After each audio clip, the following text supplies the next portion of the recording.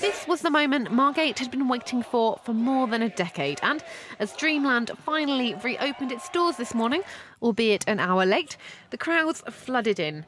With an old-fashioned vintage theme, including the merry-go-round helter-skelter and, of course, classic fish and chips, it was the culmination of a lengthy restoration campaign by the Dreamland Trust after the traditional resort closed its doors in 2005. Despite the threat of development, a compulsory purchase order from Thanet District Council and intense local support ensured that one of the UK's oldest theme parks wasn't to disappear just yet. It's a really emotional day. It's been a 12-year journey to get here.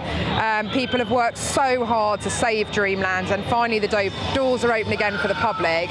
And it's fabulous. It's fantastic. It's not 100%, the finished article today, but we're going to grow and develop it over the coming weeks and months. And we're really looking forward to just keeping on changing it up and making sure it's fresh and interesting for the public. As you can see, the park behind me here in Dreamland, most of the rides are open and it's starting to fill up with people, but it's been a gradual process throughout the morning. Sadly, the star attraction, the Grade 2 listed Scenic Railway, wasn't quite ready for the launch, and several other areas were still receiving finishing touches, but the crowds here were still broadly enthusiastic. We'll see. You never know. They may turn it around and it may be perfect. Really, really exciting. Fantastic, nostalgic, and it's just a dream come true, to be truthful. Yeah. I don't know, I think it would be better if all the rides are open and stuff like that. Everyone looks happy and smiley, so that's always good. So, with more rides and attractions set to appear over the coming months, if you're looking for a proper seaside holiday, best head down to Margate.